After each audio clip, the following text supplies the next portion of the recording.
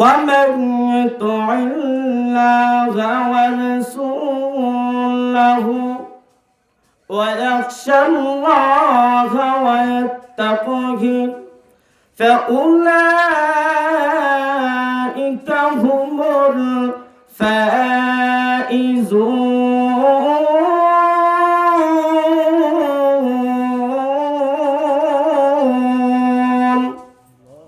আল্লাহ রাব্বুল আলামিন বলেন, এ পৃথিবীর মানুষের দল, আমি আল্লাহ সূরা নূরের 52 নম্বর আয়াতের মধ্যে 4টা গুণ দিলাম। 1 নম্বর, ওয়ামাইতু আল্লাহ, আল্লাহ তাআলার আনুগত্য করবা। আল্লাহ তাআলার আনুগত্য কেমনে করবা? আল্লাহ বলেন, আমি যা আদেশ করলাম তা পালন করবা, আর যা নিষেধ করলাম তা তুমি বর্জন করে দেবা। এই 2 গুণের মধ্যে 2টা কাজের মাধ্যমে আমি আল্লাহর আদেশ তোমার মানা হলো, আমি আল্লাহকে আনুগত্য করা হলো। 2 নম্বর আল্লাহ বলেন, ওয়া মান ইউতিল্লাহা ওয়া রাসূলাহু, রাসূলের ইত্তেবা করবা, রাসূলের অনুসরণ করবা। রাসূলের অনুসরণ করলে লাভটা কি হবে? আল্লাহ রাব্বুল আলামিন বলেন, মুফাসসিরিনে কেরাম তাফসীরের কিতাবে উল্লেখ করেন, ওয়া রাসূলাহু, রাসূলের অনুসরণ করবা, তোমার ইজ্জত দুনিয়া তো বেড়ে যাবে, পরকালও ইজ্জত বেড়ে যাবে। কেমন বাড়বে? আল্লাহ রাব্বুল আলামিন মানুষের সৌন্দর্যের দিকে তাকান নাই, মানুষের চেহারার দিকে তাকান নাই, মানুষের টাকা পয়সার দিকে তাকান নাই। আল্লাহ তাকান কার মাধ্যমে, কার কাছে আমি আমার রাসূলের সুন্নাত পাওয়া যাবে। আমি আমার রাসূলকে দুনিয়াতে পাঠাইলাম, আমার রাসূলের ইত্তেবা যারা করবে, আমার রাসূলের অনুসরণ অনুকরণ যারা করবে, তাদের সম্মান আমি আল্লাহ বাড়াইয়া দিলাম। কেমন বাড়াইলেন? মদিনা থেকে 350 মাইল দূরে এক যুবক, আপনারা অনেকে দেখছেন পোস্টারে মরহুম সিদ্দিক আলী শুরুতে, পরে কারি আকরাম আলী রহমতুল্লাহ আলাইহির নাম। সিদ্দিক আলী আমার বড় চাচা। আমার মনে হয় না আমি দেখছি করে, কিন্তু আমার কাছ থেকে শুনি, আমার যখন প্রথমে 3 বোন হয়, 2 বোন হয় আমার বড়, আমার চাচা নাকি খুব বেশি একটা দোয়া করতেন যে আমার একটা বাতিজা হোক। যাই হোক, আমি পরিপূর্ণভাবে আমার খেয়াল হয় না আমি আমার চাচাকে দেখছি কিনা। সেই হিসাবে চাচার কি মহব্বত কি আদর এটা আমি পাই নাই। আমার আব্বাকে যেহেতু পাইছি, আমি আমার প্রথম উস্তাদ যার কাছ থেকে কোরআন শিক্ষা করছি, সব জায়গায় হেফজখানে ভর্তি হলে, হাফিজি পড়তে হলে প্রথমে নাজারা পড়া লাগে। যে কোনো মাদ্রাসায় আপনার ছেলেরা ভর্তি করাইবেন, হাফিজি পড়ার আগে বছর 1 বছর অথবা 2 বছর নাজারা পড়া লাগে। আমি আমার আব্বার কাছে যখন কোরআন তেলাওয়াত শিখছি, হেফজখানায় যাওয়ার পরে আমার একদিনও নাজারা পড়তে হয় নাই। যেদিন গেছি পরের দিন আমি মুখস্থ সবক পড়ছি। এতটুক শিক্ষা করছি আমার প্রথম উস্তাদ আমার আব্বা। সেই হিসাবে আমরা প্রত্যেক বছর একটা আয়োজন করি চাচা এবং আব্বার দোয়ার জন্য। যে ব্যক্তি তার সন্তান এবং বাতিজা নাতিদেরকে দ্বীনি লাইনে কিছু শিক্ষা দেয়া যাবে, ওই সন্তান দ্বীনি শিক্ষা করার কারণে তার চাচা হোক অথবা দাদা হোক অথবা বাবা হোক, তার জন্য এরকম দোয়ার একটা আয়োজন করবে। তাহলে আমাদের প্রত্যেকেরই দরকার, আমাদের ছেলে হোক অথবা নাতি হোক, যাদের ছেলের এখন শিক্ষা দেওয়ার মতো বয়স নাই, ছেলের ঘরের নাতি তো আছে, এরকম সন্তানদেরকে দ্বীনি লাইনে দেওয়ার চেষ্টা করবো তো ইনশাআল্লাহ। করলে লাভ কি? আপনার আমার বহুত লাভ আছে। আপনার নাতি কবরের সামনে দাঁড়ায় যখন দাদার জন্য দোয়া করবে, তখন আল্লাহ পাক ওই কবরের সামনে দাঁড়ায়া নাতি দাদার জন্য দোয়া করার কারণে আপনার কবরে আযাব মাফ করে দিবেন। সুবহানাল্লাহ। তাহলে এই দ্বীনি শিক্ষা দরকার আছে তো। আজকে যদি আমাদের ভাইদেরকে দ্বীনি শিক্ষা না দিতেন তাহলে আমরা এই আয়োজন করতাম? এটা আমাদের প্রত্যেকের পরিবারে একটা ছেলে হোক মেয়ে হোক দ্বীনি শিক্ষা আমার দিব তো ইনশাআল্লাহ। আমি আপনাদের সম্মুখে সূরাতুন নূরের 52 নম্বর আয়াতে কারিমা তিলাওয়াত করেছি। আল্লাহ পাক আয়াতের মধ্যে 4টা গুণ দিছেন, 4টা কোয়ালিটি দিছেন, যেই 4টা গুণ অনুযায়ী আপনি আমার জীবনকে পরিচালনা করব। আপনার কাছে 4টা গুণ পাওয়া যায়, আমার কাছে 4টা গুণ পাওয়া যায়। আল্লাহ পাক আমার আয়াতের শেষ অংশে বলেন ফাউলাইকা হুমুল ফাইজুন, যারা এই 4 গুণে গুণান্বিত হবে তারা দুনিয়াতেও কামিয়াব পরকালেও কামিয়াব। সুবহানাল্লাহ। তো 4টা গুণ কি? আগে আমরা গুণের নামটা শুনি, তারপরে যতটুকু সময় অল্প সময়ের ভিতরে 4টা গুণের আলোচনা করবো ইনশাআল্লাহ। প্রথম নাম্বার গুণ, আল্লাহ বলেন ওয়াতিউল্লাহ। 1 নাম্বার হলো যারা আল্লাহ তাআলার আনুগত্য করে। সুবহানাল্লাহ বলে মনে রাখবেন। 1 নাম্বার যারা আল্লাহ তাআলার আনুগত্য করে। 2 নাম্বার ওয়া রাসূলুহু, যারা আল্লাহর রাসূলের ইত্তেবা করে, রাসূলের অনুকরণ করে। 3 নাম্বার ওয়া ইয়াখশাল্লাহ, যারা আল্লাহকে ভয় করে। 3 নাম্বার 4 নাম্বার ওয়ায়াত্তাকহি, যারা তাকওয়া অবলম্বন করে। তাহলে গুণ পালাম 4টা। 1 নাম্বার আল্লাহকে, আল্লাহ তাআলার আনুগত্য করা। 2 নাম্বার রাসূলের অনুসরণ করা। 3 নাম্বার আল্লাহকে ভয় করা। 4 নাম্বার আল্লাহ বলেন যে তাকওয়া যারা অবলম্বন করে। তাহলে এই 4 গুণ, 4টা গুণে গুণান্বিত যারা তারাই হলো কামিয়াব। সুবহানাল্লাহ বলি। এই 4টা গুণ থাকলে লাভ কি? আল্লাহ, আমরা প্রথমে শুনি আল্লাহ তাআলার আনুগত্য করব কিভাবে। সংক্ষেপে বলবো, আল্লাহ তাআলার আনুগত্য করার অর্থ হচ্ছে আল্লাহ তাআলার আদেশ মানা, নিষেধগুলি ছেড়ে দেওয়া। আল্লাহ পাক আমার উপর 5 ওয়াক্ত নামাজ ফরজ করেছেন, আদেশ করছেন 5 ওয়াক্ত নামাজ পড়ো, আদেশ করেছেন সম্পদ হলে যাকাত দাও, আদেশ করেছেন সম্পদ হলে হজ করো। এইভাবে আল্লাহ পাক যত আদেশ করেছেন পালন করার জন্য তা আমরা পালন করব।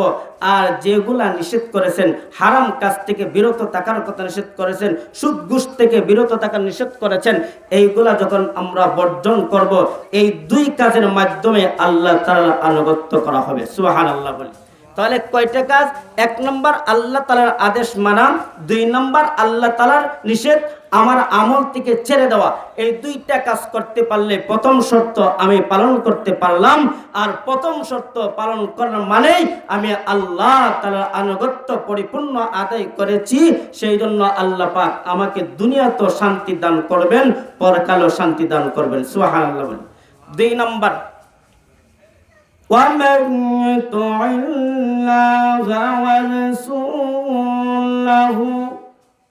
وَيَخْشَ اللَّهَ وَيَتَّقْهِ فَأُولَئِكَ هُمُ الْفَائِزُونَ।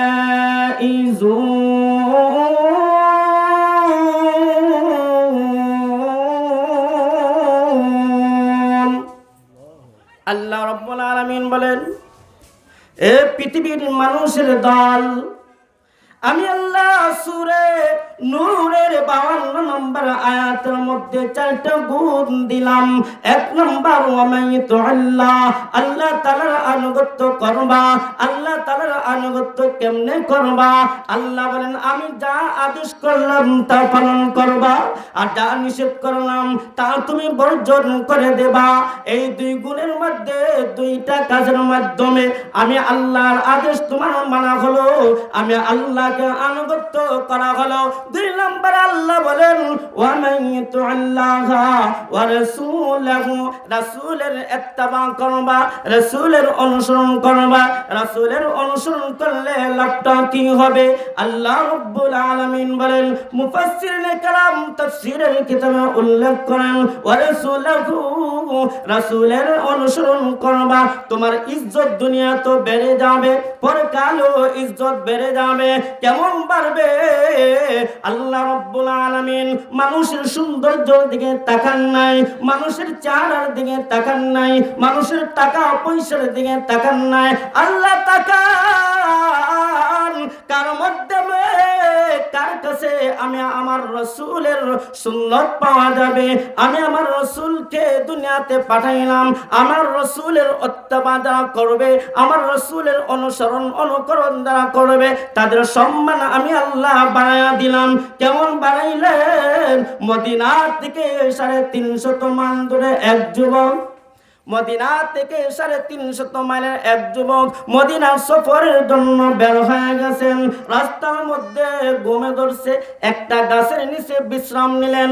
মদিনার কাছাকাছি চলে আসলেন, তার গোড়াটা গাছের মধ্যে বেঁধে নিয়ে যখন উনি অবস্থান করলেন, এই গাছের নিচে একটু বিশ্রাম নিলেন। আল্লাহ রাসূলের একজন সাহাবী এই মদিনায় সফরের উদ্দেশ্যে বের হয়ে আসলেন। পথের মধ্যে গাছের নিচে একটু ক্লান্ত আসলেন, গাছের নিচে আরামের জন্য বিশ্রাম নিলেন। বিশ্রাম নেওয়ার সঙ্গে সঙ্গে তার চোখে ঘুম চলে আসে, ঘুমায় যায়। গাছের নিচে তার উটটা বেঁধে নিল। ঘটনা ক্রমে যখন ঘুমটা প্রবল ঘুম চলে আসলো, কিছুক্ষণের মধ্যে দেখা যায় উটটা বান ছুটে গিয়া পাশে একটা জমিনের ফসল খাইতে আরম্ভ করলো, পাশের জমিনের ফসল নষ্ট করতে আরম্ভ করলো। মালিক যখন জমিনের দিকে আসলেন, আইসা দেখে জমিনের ভিতরে কারদানির একটা উট তার ফসলগুলি নষ্ট করে ফেলছে। একটা পাথর হাতে নিলেন, ছোট একটা পাথর হাতে নিলেন উটটাকে তাড়া দেওয়ার জন্য। পাথরটা যখন নিক্ষেপ করলেন, উটের মাথার উপর পাথরটা পড়ে যায়, সঙ্গে সঙ্গে উটটা মারা যায়। উটটা যখন মারা গেলেন, মুরব্বি টেনশনে পড়ে গেলেন, আমি তো তার উটটা মেরে ফেললাম। লোকটা দেখা যায় গাছের নিচে ঘুমান্ত অবস্থায়। আমি কি জবাব দেব? মুরব্বি যায় নাই, ক্ষেতের কাছে বসে আছে, জমিনের কাছে বসে আছে। কারণ সত্যটা বলে দেব, তার মধ্যে 1 নাম্বার গুণ হলো আমি আল্লাহর কাছে আসামি হয়ে যাইতে চাই না। ওয়ায়াকশাল্লাহ, তার অন্তরের ভিতরে এই ঘটনার মধ্যে 2টা গুণের আলোচনা পাওয়া যায়। 1 নাম্বার, মুরব্বি উটটাকে হত্যা করে ফেলছে। ইচ্ছা করলে চলে যাইতে পারতেন, কিন্তু চলে যায় নাই। কেন যায় নাই? কারণ যদি আমি চলে যাই, তার উটটাকে আমি হত্যা করলাম, আল্লাহর কাছে আমি কি জবাব দেব? সুবহানাল্লাহ বলি। আল্লাহর কাছে কি জবাব দেব? অন্তরে ভয়ে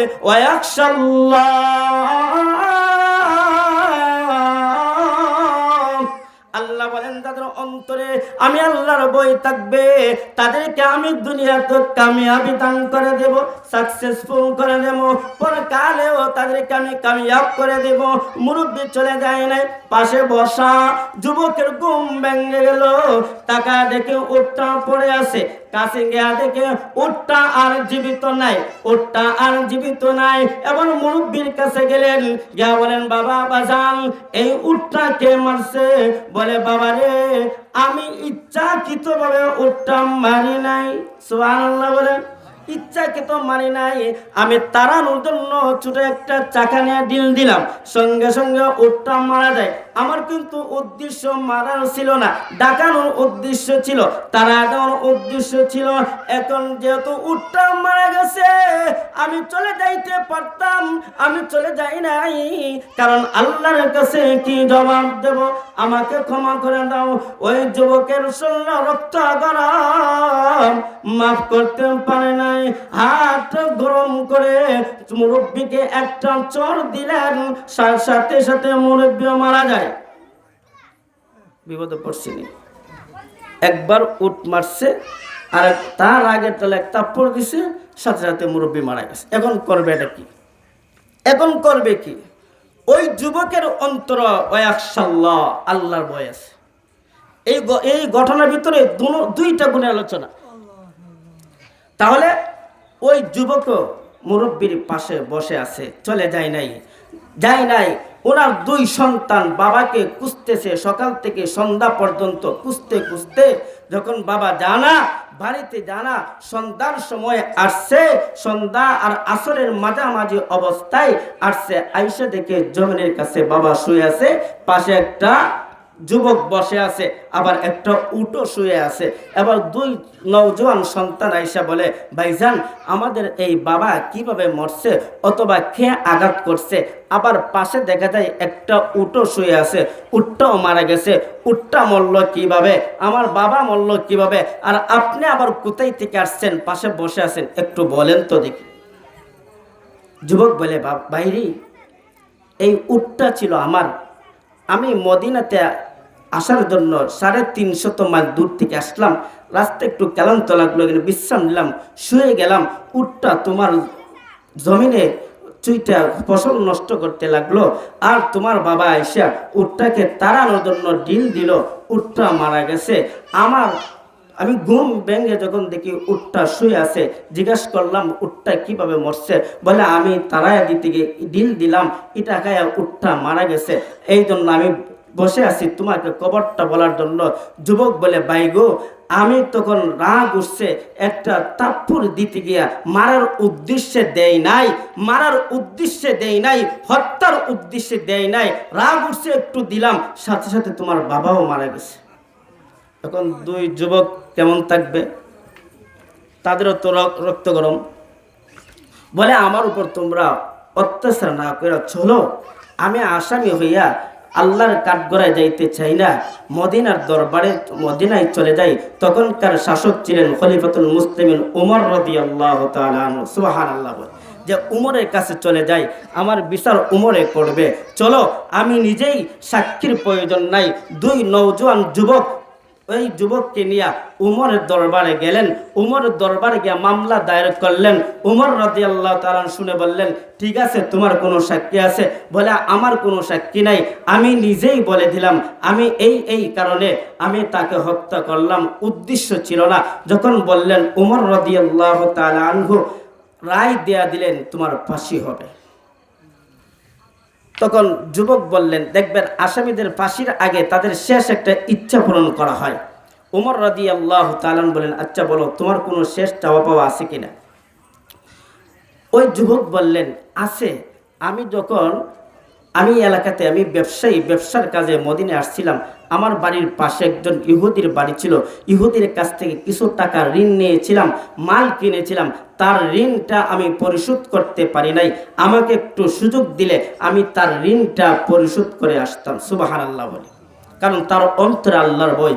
বলে, তোমাকে যে আমি সুযোগ দেব, তাহলে এই মদিনাতে তোমার কেউ আসেনি? বলে, আমার কোনো রক্তের সম্পর্কের কেউ নাই, আমার ভাই নাই, আমার বোন নাই, মা বাবা কেউ নাই, কারণ এখানে আমি অপরিচিত লোক, 350 মাইল দূর থেকে আসলাম, আমার যেহেতু কেউ নাই, আল্লাহকে সাক্ষী রেখে আমাকে যদি সুযোগ দেওয়া হয় আমি চলে আসব। উমর রাদিয়াল্লাহু তাআলা আনহু বলেন, তোমার যে সুযোগ দিমু ফিরা দিয়ে আসবা, তার বা কি গ্যারান্টি আছে? আল্লাহ রাসূল সাল্লাল্লাহু আলাইহি ওয়াসাল্লামের অনুকরণ যারা করবে, একজন সাহাবী ছিলেন যিনার কোনো অপরাধ নাই, আবু যর গফারি রাদিয়াল্লাহু তাআলা আনহু।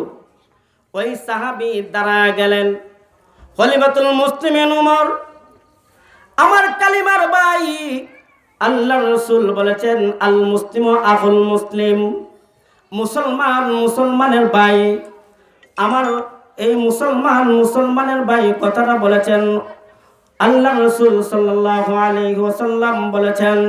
যেহেতু আল্লাহ রাসূল বলেছেন মুসলমানের ভাই, সেই হিসাবে কালিমার ভাই হিসাবে আমি আমার ভাইয়ের জামিন হয়ে গেলাম। আল্লাহু আকবার বলি, আমি আমার বাইরে জামিন হয়ে গেলাম। যদিও রক্তের সম্পর্ক নাই, কালিমার সম্পর্ক। রাসূল সাল্লাল্লাহু আলাইহি ওয়াসাল্লামের অনুকরণ কেমনে তারা করছেন?